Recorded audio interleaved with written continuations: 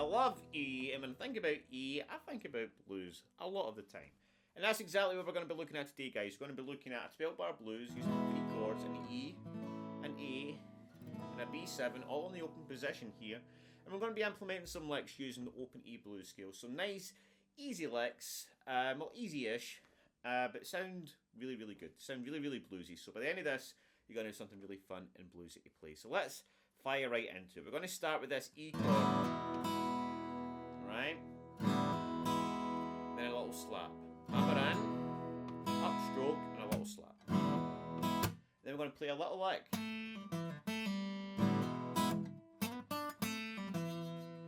So what we're doing here is like a call and response type of thing, really common in blues, where we say something, and then we answer.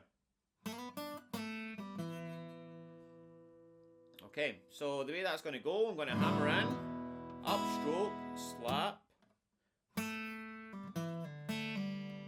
Right, and all I'm doing here is I'm sliding from 3 with my middle finger, from on the G to 2, and then pulling off.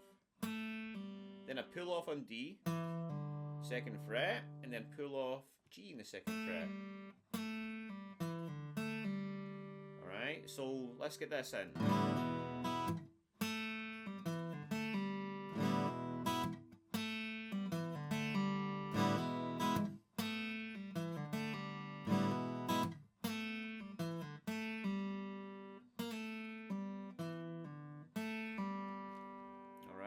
So once you get that under your fingers, we'll move on to the next phrase, and we start the same. We hammer in, upstroke, slap, and then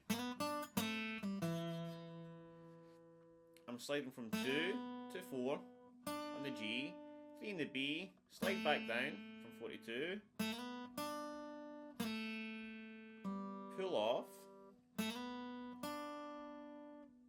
and then 2 on the D. Now, a little tip, if you're doing this kind of call and response type of thing, a good way to do it, so it sounds like there's a question and a resolution, is to start off with something other than the root note.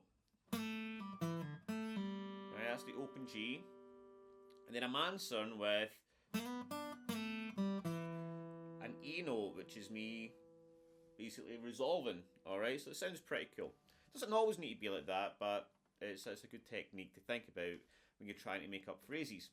So let's just put the first 4 bars together using those licks, right? So we're going to do this.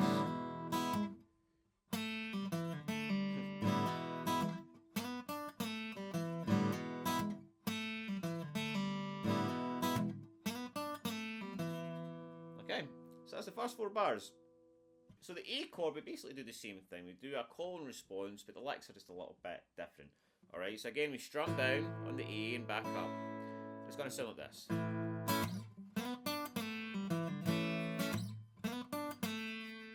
Alright, so all I'm doing here again, down, up, slap. Very similar lick to the second one in the E chord, although this time I'm sliding up. Alright, 2 to 4, 3 in the B, back down. Pull off, exactly the same. But this time instead of landing on 2 in the D, I'm just going to pull that off like that. Okay. And then again. Slide from 2 to 4, 3, and then I'm just going to slide from 4 to 2 and finish there. Alright.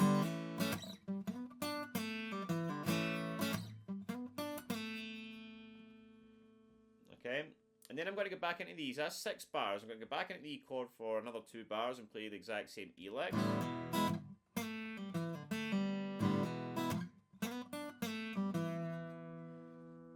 And then I'm going to come into a B7, right? So we finish off with 4 bars, right? We get a B7, and then A7, and then E, and then B7 again. Alright, so let's have a look at how all that sounds.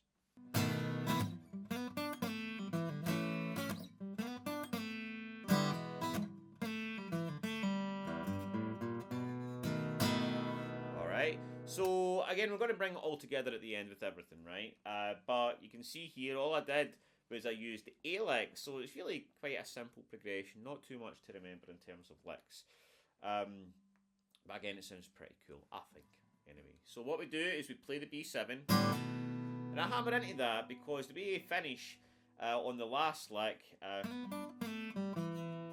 you get your fingers here, it's easier just to hammer into that B7.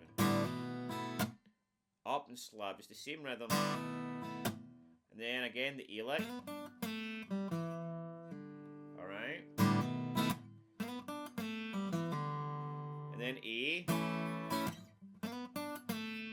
Okay, again, the slide from 2 to 4, 3, and then back down 4 to 2. Exact same lick.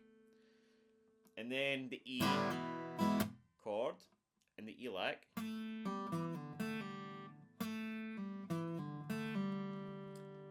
And then to finish it off, I'm just going to climb into a B7 like this. Alright, 0, 3 on the low E, 0, 1, 2 on the B, on the A, sorry.